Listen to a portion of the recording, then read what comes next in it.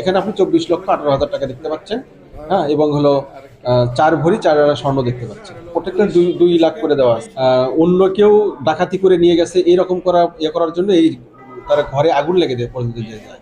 আমি ওই টাকা দেখছি তো, টাকা দিকে আল্লাহর লোভ সামলাতে পারিনি, তাই আমি টাকা নিয়ে পরে সকালে কেরোসিন দিয়ে আগুন দিয়ে বাইরে গেছি। আমেরিকা প্রবাসী সাবিহা সুলতানার বাড়ি আশুলিয়ায়। বাড়িটি 10 বছর ধরে তত্ত্বাবধান করছিলেন রাজন ঢালি।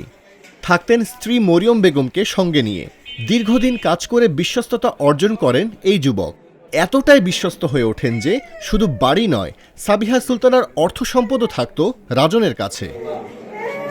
3 ঘন্টা নদীতে করার পরে আমরা জানতে পারি যে আসামিদের আসলে মোবাইল লোকেশন এখানে দেখালেও মূলত তারা এই সখীপুর থানা এরিয়ার একদম শেষ যে চর ফেলিজ এলাকা, সেই এলাকাতেই তারা অবস্থান করছে।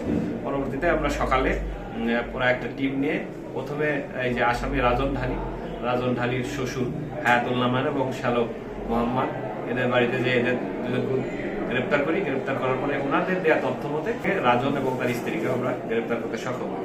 কেয়ারটেকারের প্রতি প্রবাসীর অগাধ বিশ্বাস আর আস্থায় কাল হয়ে দাঁড়ায়। রাজন ঢালিও সেই সুযোগটি নেন। বিপুল পরিমাণ টাকা আর স্বর্ণালঙ্কারের লোভে পড়ে যান। স্ত্রীকে নিয়ে সাবিহা সুলতানার বাড়ির ফ্ল্যাট থেকে 30 লাখ টাকা এবং 20 ভরি স্বর্ণালঙ্কার নিয়ে পালিয়ে যান। ঘটনা আড়াল করতে 5 অক্টোবর পালানোর সময় ফ্ল্যাটে কেরোসিন ঢেলে আগুন দেন। টাকা দেখছি তো, টাকা দিকে আল্লাহর লোভ সামলাতে পারিনি, তাই আমি টাকা নিয়ে পরে সকালে কেরোসিন দিয়ে আগুন দিয়ে বাইরে গেছি। 26 নিয়েছি, বাকি টাকা খরচ হয়েছে। 50,000 টাকা আইতো, 50,000 টাকা দোকান থেকে নিয়ে নিয়েছি। বাকি 1 লাখ টাকা আমার লেনদেন আসলো, ওটি আমি। বিপুল পরিমাণ টাকা ও গয়না নিয়ে রাজন ঢালি চলে যান শ্বশুরবাড়ি শরীয়তপুর জেলার প্রত্যন্ত এলাকা সখীপুরে। সেখানে এগুলো লুকিয়ে রাখার কুল কিনারাও পাচ্ছিলেন না রাজন।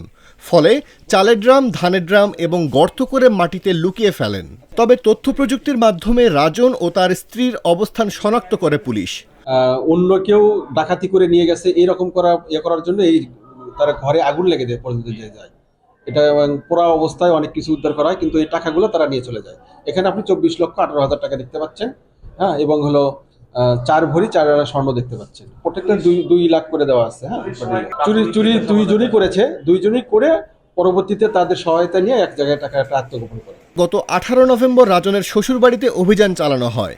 সেখান থেকে রাজন, তার স্ত্রী, শ্বশুর হায়াতুল্লাহ খান ও শ্যালক মোহাম্মদকে গ্রেপ্তার করা হয়। গ্রেপ্তার 4 আসামির কাছ থেকে 24 লাখ টাকা ও 4 ভরি স্বর্ণালঙ্কার উদ্ধার করা হয়েছে বলে জানায় পুলিশ।